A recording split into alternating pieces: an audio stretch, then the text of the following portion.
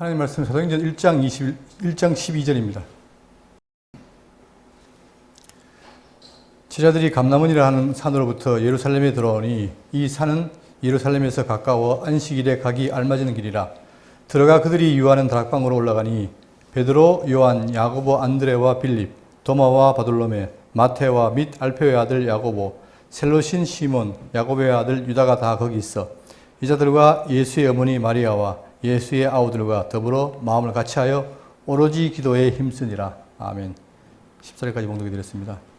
우리는 지난 시간에 사도행전을 하면서 사도행전 이 서론과 아울러서 지금 누가가 저 윌로 가카에게 편지를 보낸 거죠. 그런데 그 내용 중에 예수님께서 죽으시고 부활하신 이후에 40일 동안 가르쳤습니다. 그 내용은 바로 하나님 나라 일을 가르쳤다 그랬죠. 그리고는 이제 때가 되어서 승천하시는데 그 전에 성령을 기다려라. 그리고 성령이 임하면 그들이 권능을 받고 예루살렘과 온 유다와 사마리아 땅까지 증인이 되리라 라고 약속했고, 그리고 감람산에서 구름을 타고 올라가셨는데 본 그대로 오시리라고 세 가지 약속했습니다. 자, 그 이후에 이제 오늘 12절 내용을 보시면 제자들이 감람원이라는 산으로부터 예루살렘에 돌아오니 이 산은 예루살렘에서 가까워 안식일에 가기 알맞은 길이라. 자, 우리가 이 지도를 보시면 이게 지금 예루살렘에 대한 평면도입니다. 여기가 성전이에요. 성전이 있고 그 다음에 이쪽이 감람산이고 그 사이가 골짜기가 있어요. 여기가 겟세마네 동산이고, 그러니까 예수님이 지금 십자가를 지기 위해서 했던 그 과정을 보면 알겠지만 성전과 감람산이 있습니다. 이거를 옆을 단면으로 끊어보면 여기가 성전이에요. 여기 성전이 있고 그 다음에 감람산이 여기 있고 골짜기가 있죠. 여기가 지금 밑에 그림이 이제 감람산입니다. 그리고 다음 서 보시면 이게 감람산에서 봤을 때 예루살렘 전경이에요. 자, 이렇게 돼 있는데 지금 여기서 이 길이 거리가 얼마나 되느냐면 자, 산으로부터 이제 온 거죠. 예루살렘으로 왔는데 이 산은 감람산에서 가까워 안식일 가기 알맞은 길이라. 실제로 안식일날 그들은 행동을 금했잖아요. 그런데 안식일날 허용되는 길이 있어요. 그 길이가 보통 약 2,000규빗.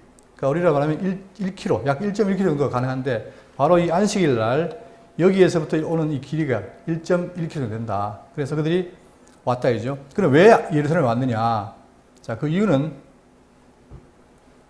지금 예루살렘은 그냥 중년을 실시하고 있습니다. 그 이유는 바로 뭐냐면 앞으로 장차 복음이 전거되고 할 때에 그 중심이 어디냐? 그거를 구약에서 예언하기를 이사야 2장 2절에 말일에 여호와의 전에 산이 너 모든 산 꼭대기에 굳게 설 것이요 모든 작은 산 위에 뛰어나리니 만방이 그리로 모여들 것이다. 만방이라는 말은 모든 나라들이 모여든다 이 말입니다. 많은 백성이 가며 이르기를 오라 우리가 여호와의 산에 오르며 야곱의 하나님의 전에 이르자 그가 그 얘기를 우리에게 가르칠 것이라. 우리가 그 길로 행하리라 하니 이는 율법이 시온에서부터 나올 것이요 여호와의 말씀이 예루살렘으로부터 나올 것입니다. 이사야가 예언하기를 장차 여호와의 말씀이 예루살렘에서 나온다라고 지금 예언했죠. 그 예언대로 지금 제자들은 뭡니까? 예수님이 감람산에서 부활승천한 이후에 다시 예루살렘 온 거예요. 그리고 미가에도 마찬가지 4장 1절에도 밑에 보겠습니다. 이는 율법이 시온에서부터 나올 것이요 여호와의 말씀이 예루살렘부터 나올 것입니다 라고 예언된 거예요. 그 예언된 대로 지금 예수님은 그들이 명하기를 예루살렘에서 기다려라 했죠. 그 말씀을 듣고 그들이 감람산에서 지금 예루살렘을 옮긴 겁니다.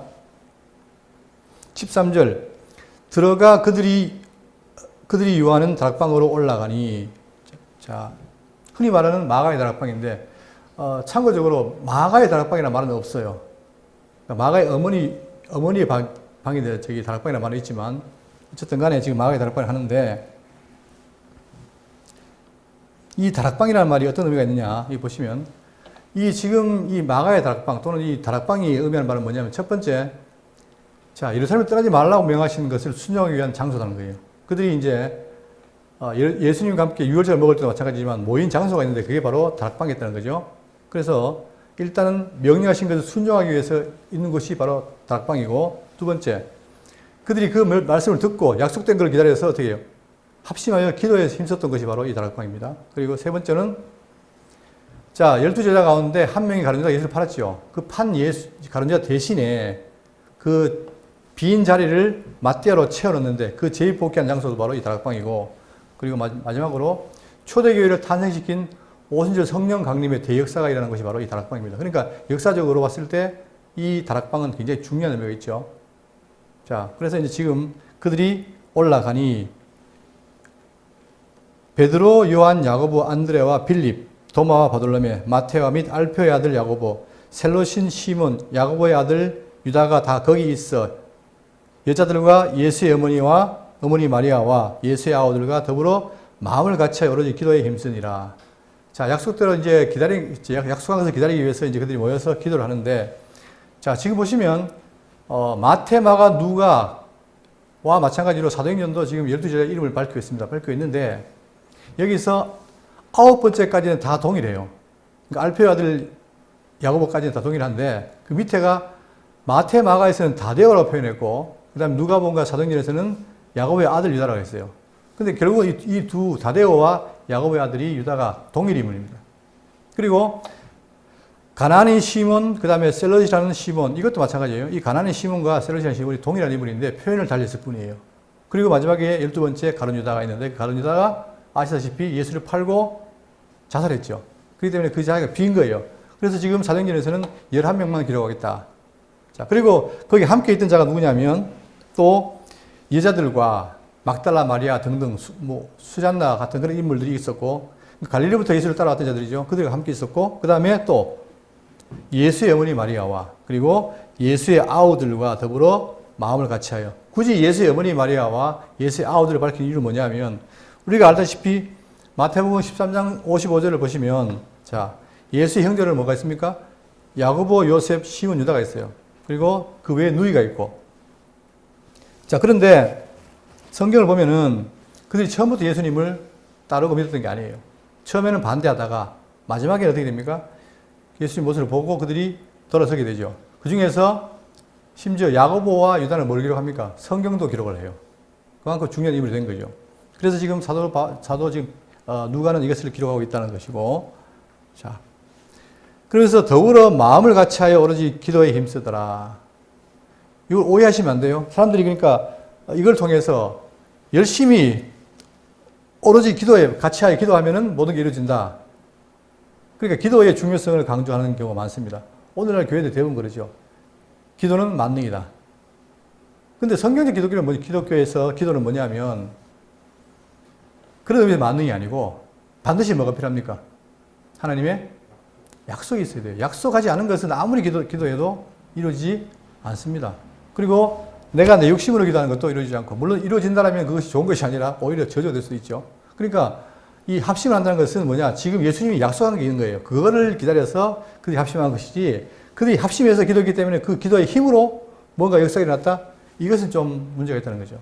그러나 지금 현대 교회에서는 굉장히 그 기도를 중요시하다 보니까 마치 기도가 열심히 하면 하나님 보좌를 흔들어서 하나님을 깨운다 뭐 이러는데 그렇지 않습니다. 그러니까 가장 바탕에는 하나님 약속이 있다는 사실을 잊어버리면 안 되겠죠. 자, 그런데 이제 아까 12제자를 말씀드렸는데, 제가 지난번 마태복음 강론할 때 잠깐 보여드렸어요. 근데 지금 이 12제자가 있는데 이들이 결코 만만한 삶을 살지 않았습니다. 그들이 다 어떻게 했습니까? 예수님 말씀대로 다 순환을 당했어요. 그래서 베드로는 십자가에 거꾸로 못 박혀 죽었고, 그 다음에 야고보는 참수당해 죽었고, 빌립은 십자가에 묶여서 또 돌에 맞아 죽었고, 다데오는 십자가 난도질을 당했고, 안드레는 십자가에다 X자로 박혀 죽었고, 그 다음에 작은 야고보는 망치로 머리를 맞아서 죽었고, 바돌로메는 십자가 위에 산채로 살까지 벗겨서 죽었고, 그 다음에 도마는 풀루 위에 창에 찔려 죽었고, 마태는 미늘창에 암살을 당했고, 시몬은 톱에 몸에 절단을 당해서 죽었고, 그 다음에 마띠아는 십자가 돌 맞고 참수당했고, 바울도 참수를 당했고 등등 많은 제자들이 우리가 볼 때는 굉장히 예수님 제자니까 위대해 보이지만, 위대해 보이죠. 물론 위대하죠. 그런데 그들이 삶은 어떻게 되느냐, 바로 이 십자가 복음 때문에 결국 그들은 순환을 당하고 결국은 순교를 당했다는 거예요. 근데 그 순교의 피에 의해서 지금 오늘날 교회가 융성하고 있는 거죠. 자, 이것은 대단한 의미가 크죠. 결국은 세상에는 뭐냐, 죽어야 살아요. 그러니까 예수님이 십자가에 우리를 위해 죽으시니까 산 것처럼 죽어야 사는 의미가 많이 있는데, 특히 제자들의 삶이 그랬다는 거 꼭 명심해야 되겠습니다. 그 다음 15절, 모인 무리의 수가 약 120명이나 되더라. 그때에 베드로가 그 형제들 가운데 일어서 이르되, 자, 여기서는 우리 흔히 말하는 사도행전 120문도라고 하지만 다른 데 보면은 특히 자, 여기 고린도전서 15장 1절 한번 보세요. 형제들아 내가 너희에게 전한 복음을 너희에게 알게 하노니 이는 너희가 받은 것이요 또 그 가운데 선 것이라. 너희가 만일 내가 전한 그 말을 굳게 지키고 헛되이 믿지 아니하였으면 그로 말미암아 구원을 받으리라. 자, 중요한 건 뭐예요? 말을 듣고 믿으면 구원을 받으리라. 이게 기독교입니다. 기독교는 우리 행위를 요구하는 게 아니라 하나님의 말씀을 드렸을 때 그 말씀을 듣고 믿으면 바로 그것을 인해서 우리에게 구원이 오는 거예요. 내가 먼저 받은 것을 먼저 너에게 전하였노니 이는 성경대로 그리스도께서 우리 죄를 위하여 죽으시고 장사지은 바 되었다가 성경대로 사흘 만에 다시 살아나사. 그러니까 성경의 이 핵심이 뭐냐면 예수님이 죽고 살았다는 거예요. 그리고는 어떻게 되냐. 5절 게바에게 첫 번째 베드로죠. 게바에 보이시고 후에 12제자 그 다음에 그 후에 500의 형제에게. 그러니까 지금 사도행전에서는 120명 그랬는데 그 외에 더 있다는 거예요. 500의 형제에게 일시에 보이셨나니 그 중에 지금까지 대다수는 살아있고 어떤 사람은 잠들었으며 그 후에 야고보에게 보이셨으니 이 야고보가 예수님의 동생 야고보입니다. 그가 결국은 성경을 기록했죠. 야고보서를 기록했죠. 그 후에 모든 사도에게와 맨 나중에 만삭되지 못한 난 자 같은 내게도 보이셨느니라. 바울 자기에게도 보였다는 거예요. 자, 이렇게 해서 예수님 부활 사건은 중요하고 그것은 계속해서 전달됐다. 자, 지금 여기 있는 120명도 마찬가지 예수님의 삶을 돌아봤고 그의 말씀 들은 자들이에요. 그런데 예수님이 부활해도 대부분이 의심하고 안 믿었죠. 자, 이제 그들이 믿는 역사가 일어나는데 그들이 어떻게 믿느냐? 바로 약속된 성령이 오시면 그들이 믿게 되는 거예요. 자, 이렇게 되면서 이제 16절 형제들아 성령이 다윗의 입을 통하여 예수 잡는 자들의 길잡이가 된 유다를 가리켜 미리 말씀하신 성경이 응하였으니 마땅하도다. 자, 여기 보시면 이 문장의 주어는 누굽니까? 성령이에요. 성령이 말씀하신 성경이 응하였다. 그러니까 주어는 성령이고 하신 일은 말씀하신 거예요. 어디에서? 구약에서. 누구를 통해? 다윗의 입을 통하여. 그러면 자, 이 그림을 보시면 성경을 보세요. 디모데후서 3장 16절을 보시면 모든 성경은 하나님의 감동으로 기록된 것으로 교훈과 책망과 바르게 함과 의로 교육에 유익하니. 자, 의로 교육하기 유익하니 있는데 중요한 거는 모든 성경이 바로 뭐냐? 우리가 갖고 있는 성경인데 이 성경이 다 뭐예요? 그냥 기록된 게 아니라 뭘로? 하나님의 감동. 그 감동이란 말은 성령의 감동으로 된 거란 말입니다. 그러니까 결국은 이 성경의 기록 저자는 누구냐? 성령이죠. 근데 그 성령이 시대마다 사람을 통해서 말씀했는데 지금 이 내용은 바로 뭐냐면 다윗의 입을 통하여 하겠다는 거예요. 다윗이 그러니까 도구가 되겠죠. 실제로 주어는 성령이시고 다윗의 입을 통하여 말씀하신 것. 그게 시편인데 그 내용이 뭐냐? 시편 41편 9절에 내가 신뢰하여 내 떡을 나눠 먹던 나의 가까운 친구도 나를 대적하여 그의 발꿈치를 들었나이다 하는. 자, 이게 벌써 천년 전에 다윗에게 한 예언인데 다윗이 예언한 건데 실제로 예수님 때 와가지고 뭡니까? 가룟 유다가 같이 떡을 먹었는데 예수를 팔았잖아요. 그것이 이루어진 거예요. 자, 그러니까 결국 이 말은 뭐냐면 지금 이 베드로의 말은 뭐냐면 자, 봐라. 이것처럼 지금 이게 된 일이 그냥 의인이 된 것이 아니라 성령께서 다 예언하시고 말씀하신 대로 되었다는 거예요. 그러면서 17절 이 사람은 본래 우리 수 가운데 참여하여 이 직무의 한 부분을 맡았던 자라. 그렇죠? 그가 예수님이 부름받았을 때 사도로 불림받았잖아요. 그래서 특히 돈을 맡는 일, 중요한 일을 했단 말입니다. 그렇게 했는데도 불구하고 결국은 이 가룟 유다는 예수를 배반하고 결국은 잡아 죽이는 역할을 하게 된 거예요. 18절 이 사람이 불의의 삭스로 밭을 사고 후에 몸이 곤박질하여 배가 터져 창자가 다 흘러나온지라. 이 일이 예루살렘에 사는 모든 사람에게 알려져서 그들의 말로는 그 밭을 아겔다마라 하니 이는 피밭이라는 뜻이라. 자, 이게 이제 이 가룟 유다가 죽는 장면인데, 그러니까 그 가룟 유다가 그 불의의 삭 30달란트입니까? 아니, 30 뭐였죠 뒤에? 세겔입니까? 갑자기 생각이 안 나네. 30 하여튼 30세겔이에요. 데나리온이에요? 데나리온은 큰데 단위가 하여튼 30입니다. 그 30을 가지고 그 산밭이 뭐냐 있는데 그것이 바로 뭐예요? 피밭이라는 거죠. 자, 그런데 이제 그걸 후회하고 자기가 목을 매달았는데 몸이 곤두박질하여 배가 터져 창자로 다 흘러나온지라. 그러니까 마태복음은 목 매달아 죽었다 했는데 사도행전은 어떻게 했어요? 배가 터져 창자가 흘러나왔다. 그러니까 죽음에 대한 묘사가 다르기 때문에 뭐 틀린 거다 이러지만 그게 아니라 많은 사람들이 해석하기를 뭡니까?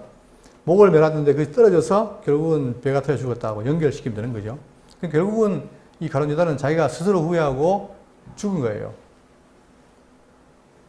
자, 그래서 이 일이 예루살렘에 사는 모든 사람에게 알려져 그들의 말로는 그 밭을 아겔다마라 하니 이는 피밭이라는 뜻이라. 결국은 가룟 유다가 핏값을 가지고 샀던 밭이다. 그래서 아겔다마라 했다 하는 것이죠.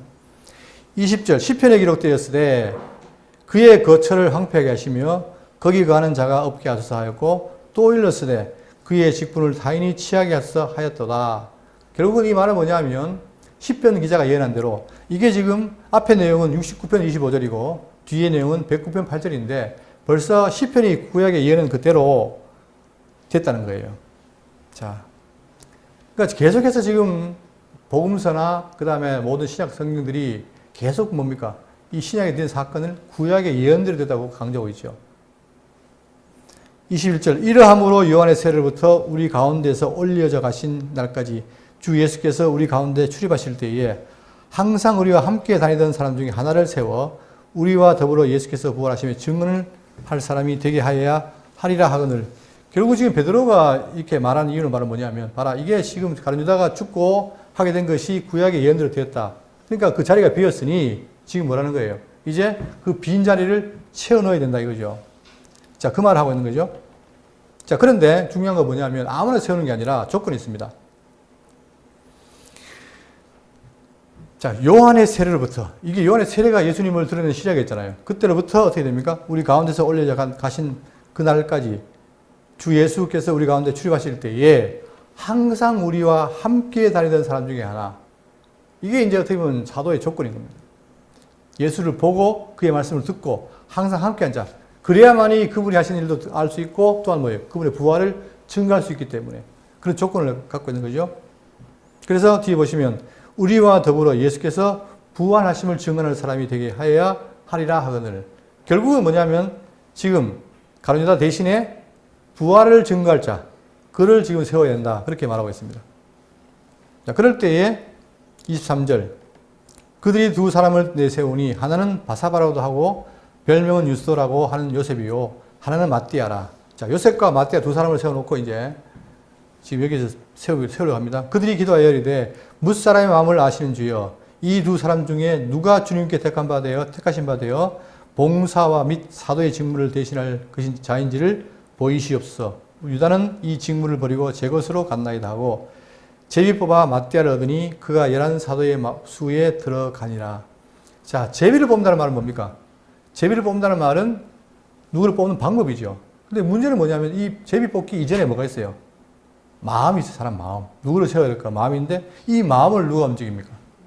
하나님이 움직이시는 거예요. 그러니까 우리가 교회에서 예를 들어서 교회에서 어떤 일을 할 때 투표를 한다.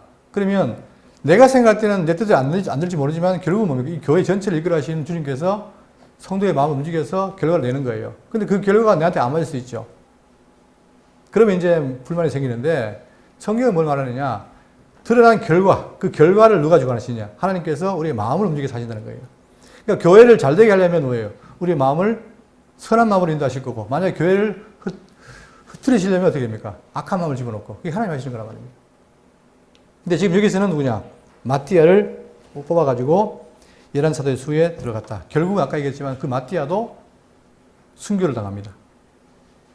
자, 이렇게 해서 이제 1장 내용이 이제 끝났죠? 그러면 2장을 넘어갈 텐데, 2장의 시작이 뭐냐면, 오순절날이 이미 이름에 그들이 다 같이 한 곳에 모였더니, 여러분, 오순절날을 지금 이제 시작이 됐다는데, 이게 상당히 중요합니다. 여기 보시면, 구약에는 3대 절기가 있어요. 절기가 있는데, 그 중에 유월절, 그리고 오순절, 수장절이에요. 이 전체의 기간이 6개월인데, 문제는 뭐냐면, 이 유월절은 여러분 잘 아시잖아요. 그들이 이스라엘 백성들이 출애굽할 때 하도 바로 왕이 안 내보내니까 마지막 장자의 재앙을 내릴 때 그들에게는 피할 길을 주죠. 그게 바로 뭡니까? 유월절 양과 고기를 먹게 하는 거예요.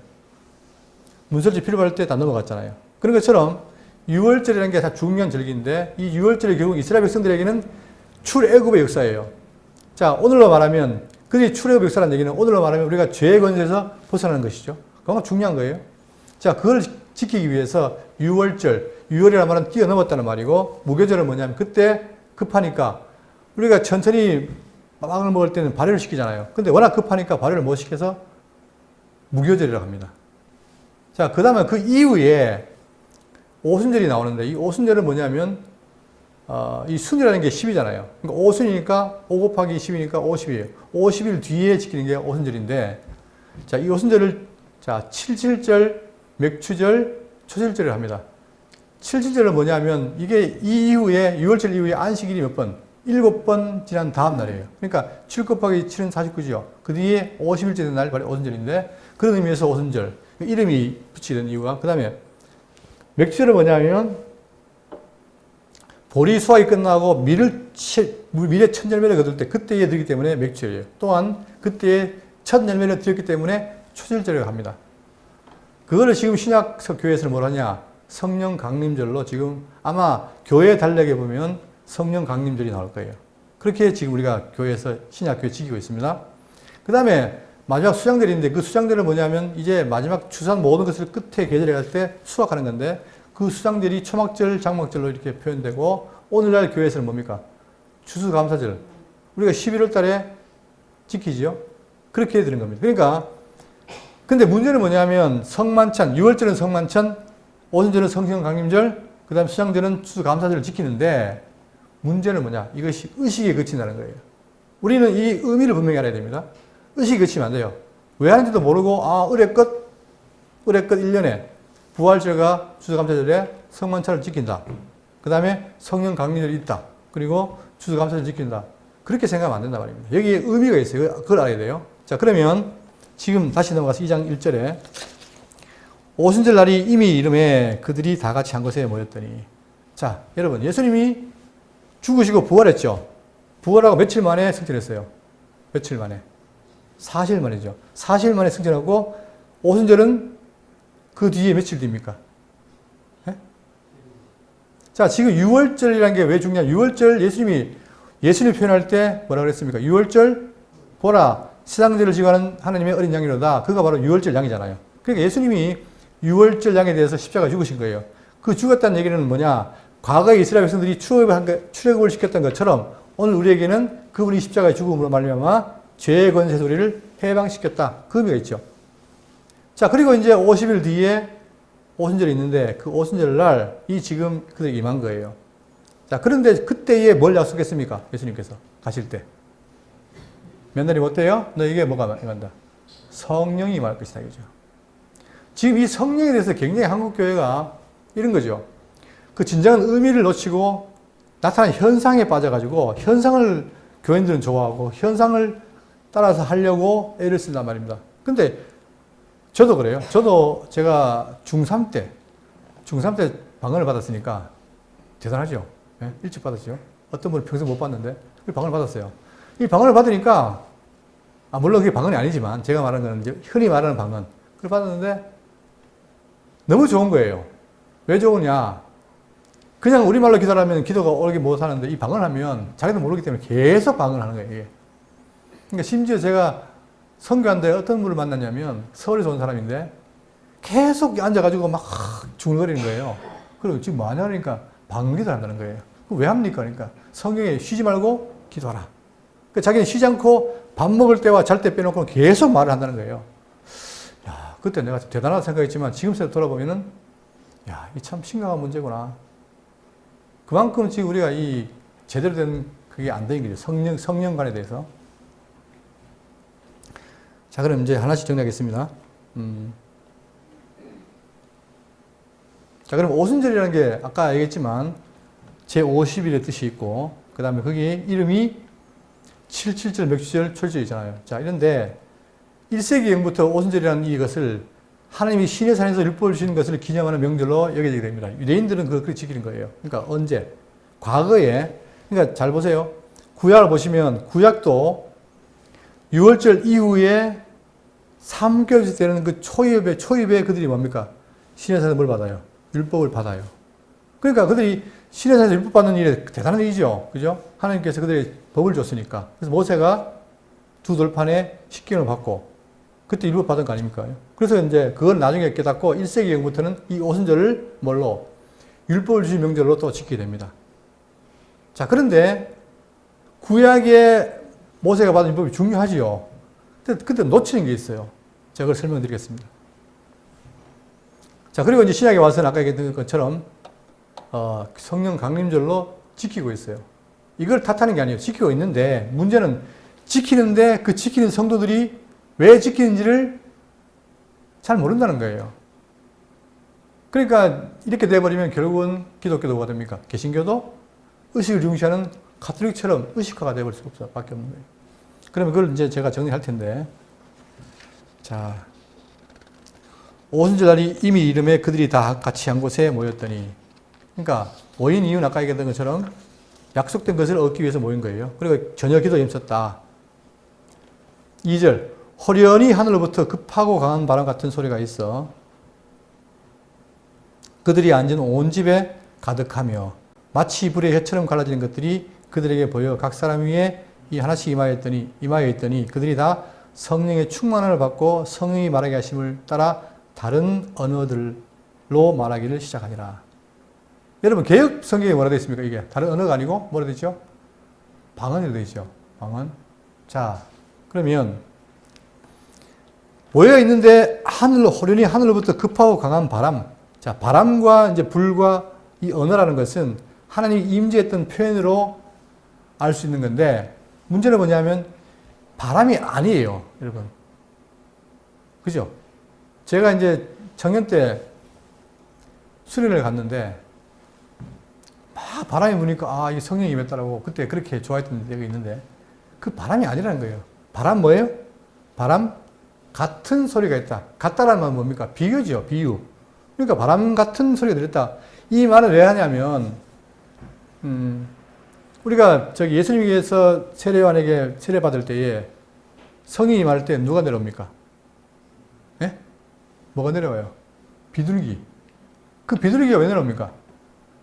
안 그러면 성령이 임한 걸 알 수가 없잖아요. 그러니까 성령이 임했다는 걸 알게 하기 위해서 비둘기라는 걸 보여주는 거예요. 마찬가지로 지금도 오순절 날 성령이 임했다는 사실을 아무도 몰라요. 왜? 성령이라는 것은 뭡니까? 형체도 없지요? 소리도 없지요? 아무것도 없어요. 근데 이제 성령이 임했다는 걸 알 수 있게 하기 위해서 어떻게 됩니까? 바람 같은 소리가 있어. 그 다음에 마치 불의 혀처럼 갈라지는 것들이 보인다. 그거는 뭐냐? 지금 성령이 임했구나라는 것을 시각적으로 그들에게 알게 하는 방법이지 실제로 그렇다는 게 아니에요. 근데 오늘날 교회에서 성도들이 이걸 흉내내는 거예요. 바람 소리 나더라? 그 다음에 막 불이 갈라지더라? 그건 헛개를 본 거죠. 이때는 계시되기 때문에 지금 그들에게 임한 것들을 보여주는 거죠. 자, 그랬더니 각 사람 위에 하나씩 임하여 있더니 그들이 다 성령의 충만을 받고 그러니까 이제 어떻게 됐느냐? 그 일로 인해서 뭡니까? 여기 있는 120명과 그 제자들이 성령이 충만하게 된 거예요. 자, 성경에는 성령 세례가 있고 성령 충만이 있는데 성령 세례는 딱 일생에 한 번 있는 겁니다. 성령 세례란 말은 뭐냐? 우리의 과거의 아담 때 죽었던 영이 다시 중생하는 것. 그 역사가 성령 세례거든요. 그러니까 원래 세례란 말은 물세례든 그 다음에 성령 세례든 간에 죽었다 살았다는 걸 의미하기 때문에 그러니까 지금 성령 세례 임한 거예요. 동시에 어떻게 됩니까?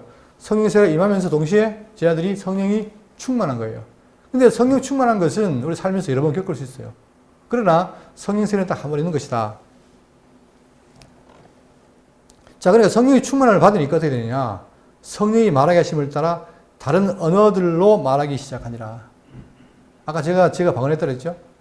근데 저는 이제 그렇게 샬라샬라하는 것이 방언을 알았고 좋았죠. 그런데 제가 사실 방언을 할 때에 대학 다닐 때 그때 한참 하고 제가 대구 제일교회 청년부를 다녔는데 대구 제일교회 청년부는 해마다 수련회로 가면은 여러 사람이 받아요. 그러니까 이제 청년들 기도할 때 하면은 전부 방언을 하니까 이거 무슨 소리인지 모를 정도로 그런 분위기였는데 그때 제가 이제 말씀 운동을 통해서 이 방언이 아니구나 알게 된 거죠. 그럼 뭐냐? 이 방언이라는 것은 여기 보세요. 성령이 말하게 하심을 따라 다른 언어들로 말하기 시작하니라. 뭡니까? 방언이. 뭐라 그랬죠? 언어라는 거예요, 언어. 그런데 문제는 뭐냐면 내가 사우디아라비아 언어를 하면 여러분 알아듣겠어요? 못 알아듣죠? 그런 의미가 있는 거예요, 지금. 그러니까 일단 다 언어라는 거예요. 근데 뭐 대신 방언, 대인 방언 해가지고 알아들 수 없는 방언이 있다. 그때 알아들 수 없는 방언이란 말은 내가 못 알아듣는단 말이지 실제로 그건 말이라는 거예요. 근데 사람들이 그걸 오해해서 그 방언, 샬랄샬랄한 것이 방언이다. 근데 이 방언이라는 것이 기독교에 있는 게 아니고 이교도에 많이 있어요. 가톨릭도 있고 불교도 있고 오히려 더 기독교 더 열심히 더 잘하고 기술도 많고. 그러나 그것은 의미 없는 소리이지 언어가 아니란 말입니다. 그래서 여기 지금 나오는 것이 헬라어로 글로사 하는 건데 이 글로사라면 영어로 텅이라는 게 혀잖아요. 혀. 혀라는 말이 원래 영어에서는 모국어, 언어란 말이 있어요. 그러니까 지금 성경은 이것을 가지고 뭐라 하냐 언어라는 말을 분명히 하고 있습니다. 그러면 오순절 성령 강림의 의미가 뭐냐 제가 세 가지로 말씀드릴 텐데 첫 번째 여러분 이 의미를 알아야 돼요. 그러니까 성령 강림했다 그게 중요한 게 아니라 성령 강림에서 뭘 했느냐가 중요한 거예요. 첫 번째로 뭐가 있냐면은 자 출애굽기 3장 16절에 맥추절을 지켜라. 이는 네가 수고하여 밭에 뿌린 것에 첫 열매를 거둠이니라. 수장절을 지키라. 이는 네가 수고하여 이룬 것을 연말에 밭에서부터 거두어 저장함이라. 그러니까 오순절은 맥추절인데 그때 첫 열매예요. 그리고 수장절은 마지막 열매예요. 어쨌든 간에 그때부터 추수가 시작돼서 끝에 저장하게 되는데 지금 이 오순절은 뭐냐? 맥추절은 첫 열매라는 거예요. 그런데 계시록 14장 3절 보시면 그들이 보호자 앞에 내 생물과 장로들 앞에서 새 노래를 부르니 땅에서 속량을 받은 14만 4천 밖에는 능히 이 노래를 배울 자가 없더라. 이 사람들은 여자와 더불어 더럽히지 아니하고 순결한 자라. 어린 양이 어디로 어딘다든지 따라가는 자며 사람 가운데에서 속량을 받아 처음 익은 열매로 하나님과 어린 양에게 속한 자들이니라. 제가 누누이 말씀드렸지만 여기 뭐가 나옵니까?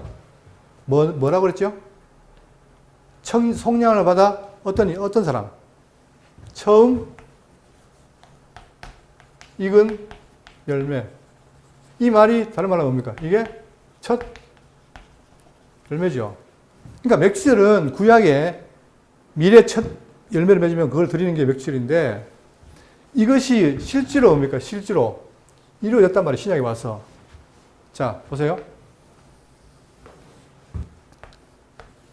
이 지금 맥주절은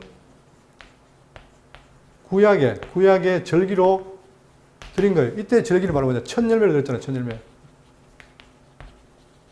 자, 이것은 예표인데 이 첫 열매가 실제로 예수님이 와서 오셔가지고 이제 죄에서 죽으시고 율장으로 죽으시고 우리를 위해 이제 살리실 텐데 그때에 언제 성령이 오셔가지고 사람을 불러 모으는 거예요. 그게 천국 아닙니까? 천국이 이제 시작되는데 이 천국에 불러 모으는데 그때에 바로 뭐냐? 첫 열매가 있더라는 거예요. 그게 누구냐? 그것이 유대인이에요, 유대인. 그리고 유대인들이 그리고 나서 예수를 버린 죄로 다 망하고 다시 이게 뭐가 옵니까? 이방의 때가 오고. 그러다가 성경은 이방의 때 끝나면 어떻게 됩니까? 다시 유대인들이 민족적으로 회복한다. 이게 약속이에요.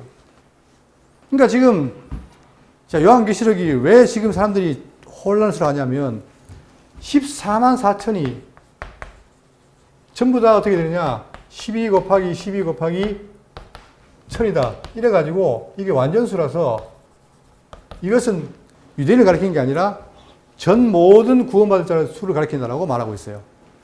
저도 그렇게 보면 좋겠어요. 그런데 단서가 있어요. 뭐라냐? 이 14만 4천이 뭐냐? 첫 열매라는 거예요. 첫 열매. 처음 익은 열매. 열매. 다시 말하면 복음이 증거돼 가지고 그 복음을 듣고 온 자들이 첫 열매 아닙니까? 그들이 14만 4천인데 어떻게 전체 다입니까?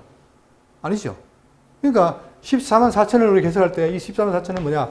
처음 익은 열매라는 게 요한계시록의 설명이에요. 그러면 그대로 가면 돼요.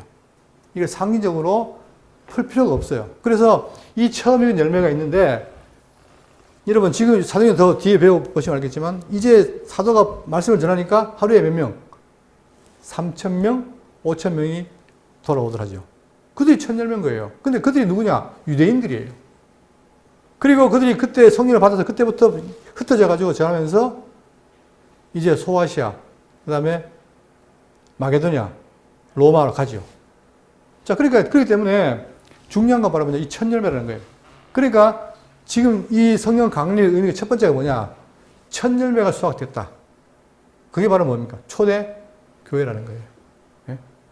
그러면 그 초대교회 연장으로 우리도 뭡니까? 우리도 성령 강림을 통해서 우리도 지금 그 성령의 역사를 통해서 우리도 뭐예요? 예수 그리스도의 열매로 자라가잖아요. 그래서 과거에 대구 장로교회가 추수감사절 때 딴 교회와 달리 우리가 뭐라 그랬어요? 우리가 열매다. 그러니까 우리가 지금 뭐 마트에 농사 짓는 그 열매도 열매지만 실제로 우리가 뭡니까? 이 하나님 나라의 백성에 들어가는 열매예요. 그걸 말하고 있는 거예요, 지금. 그러니까 지금 이 성령 강림은 바로 이것이 이루어진 첫째 의미가 있다. 두 번째는 뭐냐면, 자, 아까 유대인들이 1세기에 와가지고 뭐라 했습니까? 이 오순절을 뭘로? 과거에 시내산에서 율법 받는 걸 기념했다 그랬죠? 그런데, 여러분 보세요. 과거에는 이 유대인들은 모세가 시내산에서 율법 받았죠? 자, 이것을 신약에서 뭐라 합니까? 옛, 언약. 자, 그런데 신약에 사는 사람들이 이거를 지금 기념을 해요. 웃기는 거 아닙니까? 우리는 지금 어디에 있어요? 예? 자, 이걸 보고 설명드릴게요. 예레미야 31장 31절. 여호와의 말씀이니라. 보라, 날이 이르리니 내가 이스라엘 집과 유다 집에 새 언약을 맺으리라. 이거는 많이 봐서 아시죠? 이 말은 제가 지금 대구 장로에 와서 여러 번 보여드렸어요. 문제는 뭐냐면 새 언약을 말을 했는데 그 새 언약이 언제 시작됐냐는 걸 몰랐어요. 지금 말씀드린 거예요. 보세요. 자, 이 언약은 내가 그들 조상들의 손을 잡고 애굽 땅에서 인도하여 낸 날에 맺은 것 같이 아니할 것은 내가 그들의 남편이 되었어도 그들이 내 언약을 깨뜨렸습니다.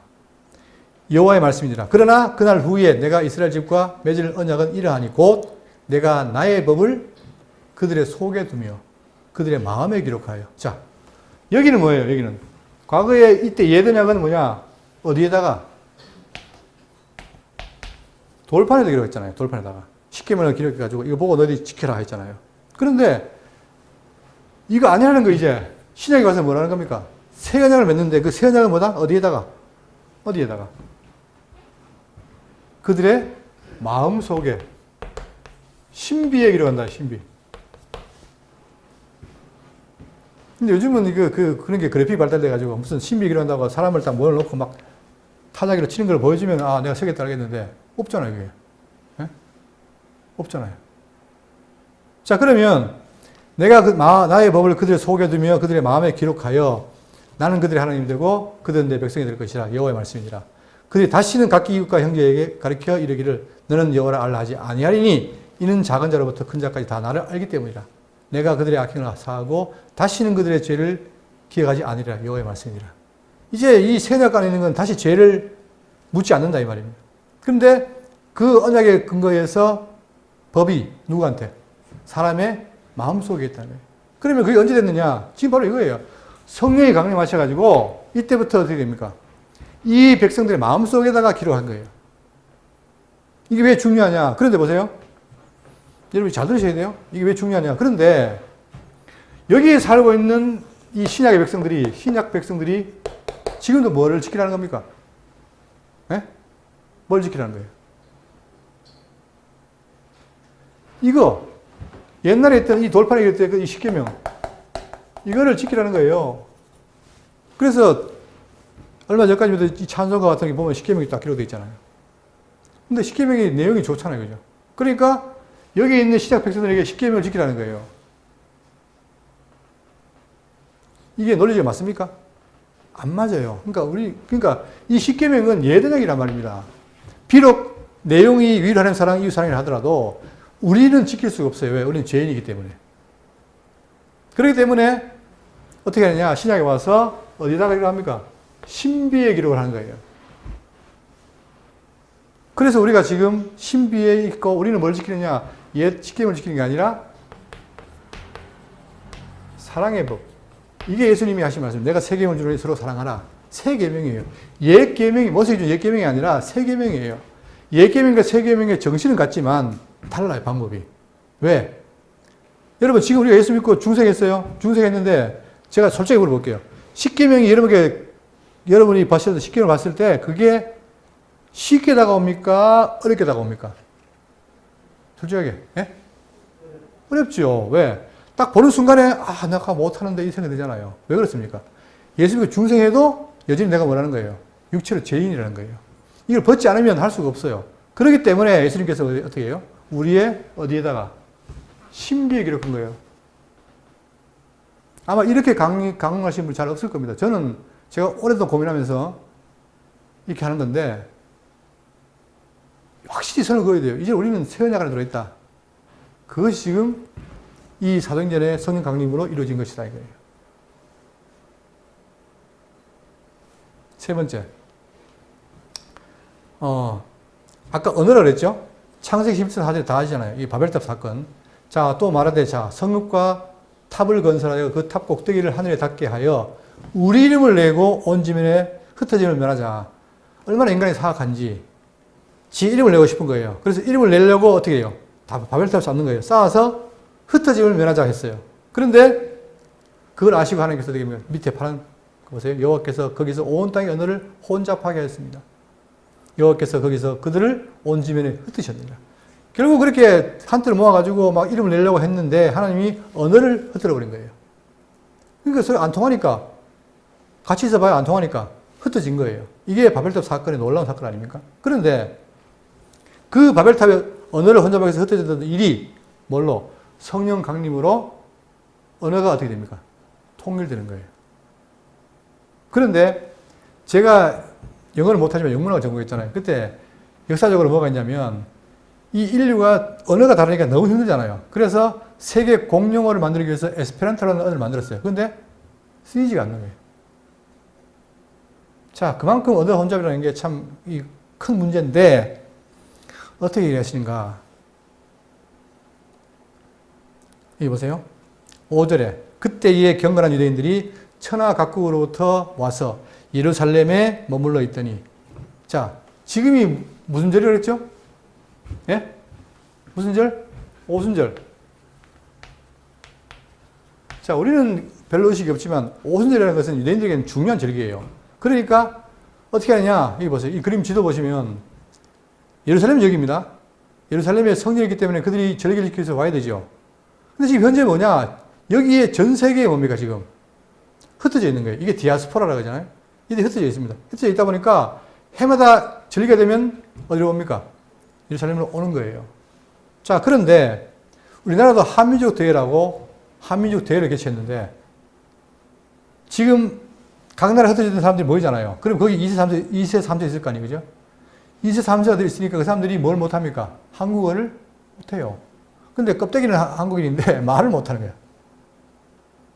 마찬가지입니다. 지금 막 모인 거예요. 이렇게 각 지역에서 모여가지고 이제 왔는데 무리는 유대인인데 말이 달라요. 자, 그 상황에서 6절 이 소리가 나매 큰 무리가 모여 각각 자기 방언으로 제자들이 말하는 것을 듣고 소동하여 놀라운 일이 벌어진 거예요. 지금 성령을 받았는데 120명과 그 제자들이 받았는데 성령을 받고 어떻게 되느냐? 그때부터 말을 하기 시작한 거예요. 말을. 샬라샬라가 아니고 말을 하는데 그 말이 어떤 제자는 뭐예요? 헬라어, 어떤 사람은 세머, 어떤 사람은 라틴어를 말하는 거예요. 그러니까 여기 보세요. 여기에 있던 자, 여기서 흩어져 있다가 여기 있는 사람이 쓰는 말 왔는데 히브리 모를 거 아닙니까? 근데 왔더니 이 사람들이 지역에 있던 말을 여기서 하는 거예요. 누가? 여기도 마찬가지예요. 다 모였더니 한단 말입니다. 그러니까 그거를 알아듣게 하기 위해 성경이 어떻게 되냐? 각 제자들에게 방언을 준 거예요. 그러니까 이건 언어지 샤라샤라가 아니란 말입니다. 언어예요.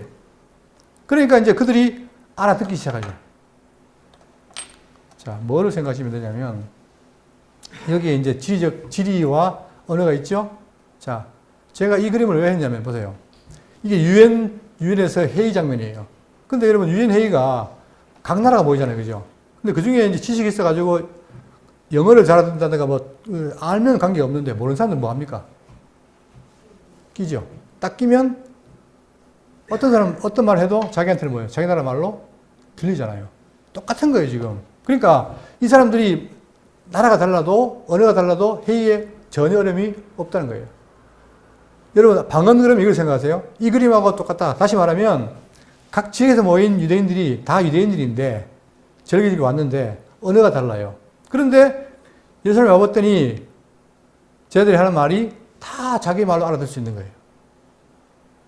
그렇기 때문에 하나님의 은사는 바로 뭐냐? 이 언어라는 거예요. 여기서 말하는 거, 지금 거기 6절에도 말하는 거, 이 자기의 방언인데, 이 방언이라는 게, 디알렉토스라는 헬라어인데, 이것도 언어예요, 언어.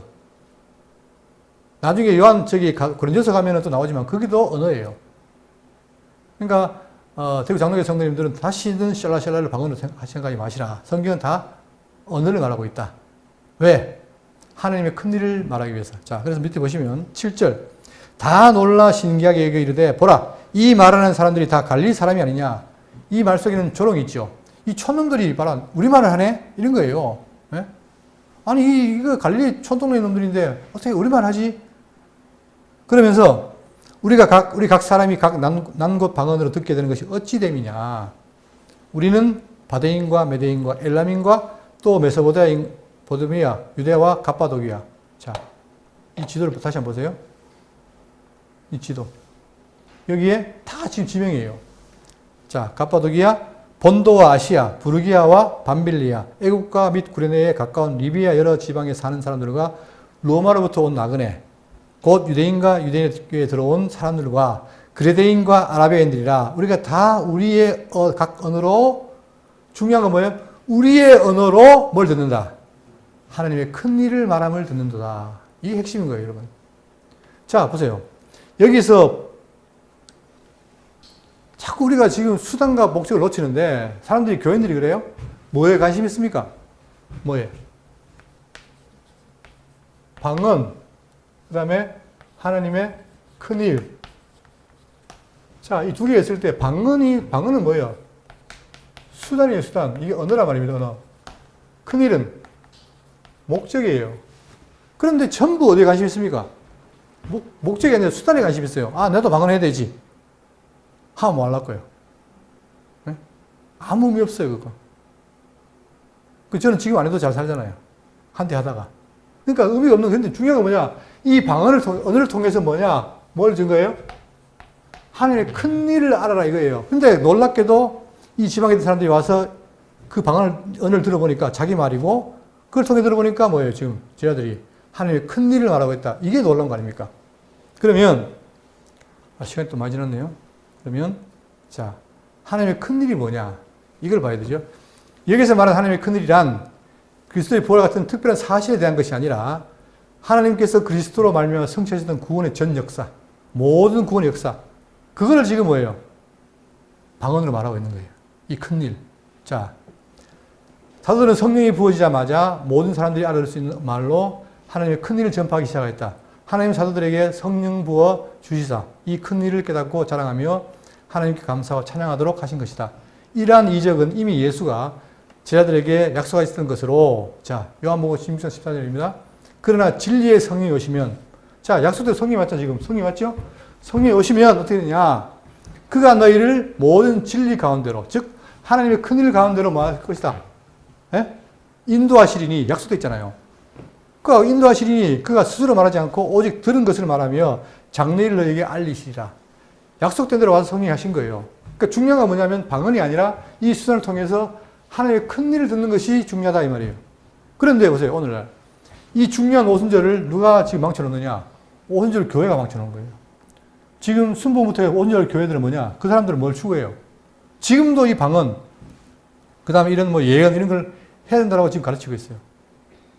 또한 심지어는 신사도운동으로 지금 되고 있고, 이런 것들이 진리와 관계없는 것이다. 그러니까 자꾸 수단만 관심을 가지고 수단을 발전시키는 거. 그러니까 지금 많은 교인들이 여기에 빠져가지고 지금도 뭐예요? 방언받으러 가고 예언받으러 가고 하잖아요. 그 방언과 예언과 모든 것들은, 은사들은 뭡니까? 이 큰 일을 알기 위한 도구다. 그러니까 도구는 뭐예요? 내용을 알았으면 도구는 별 의미가 없죠. 자, 놀라운 것은 그들이 그 말을 통해서 우리의 각 언어로 하나님의 큰 일을 말하면 듣는다 하고 다 놀라며 당황하여 서로 이르되 이 어찌된 일이냐? 놀랍다. 그런데 반응이 뭐냐? 놀라서 어찌된 일이냐고 그거를 기이 여기고 좋게 생각하는 사람이 있는가 하면 반대로 뭡니까? 13절. 또 어떤 이들은 조롱하여 이르되 그들이 세술에 취하였다 하더라. 맨정신이 아니다 이거죠. 이게 미쳤기 때문에 저런 말을 한다 이거예요. 생각해 보세요. 우리가 상식적으로 오늘 안 배웠는데 자기 나라 말을 하니까, 그것도 촌놈들이 하니까 얼마나 신기하겠어요. 그러니까 반응이 뭐냐? 기이 여긴 자가 있고 세술에 취했다라고 조롱한 자가 있다는 거죠. 그런데 놀랍게도 이런 역사가 지금 이게 이렇게 큰 일을 증거했는데 오늘 대구 장로교회 성도들은 뭐예요? 이것을 조롱하지 않고 그대로 믿고 따른다는 게 이게 놀라운 사실이에요. 그러니까 우리도 지금 우리는 천년은 아니지만 그 연장 속에 지금 뭐예요? 천국의 백성으로 예수님을 영접하고 큰 일을 듣고 아멘을 하다 하고 믿는 자들이에요. 그래서 우리 교회가 귀한 겁니다.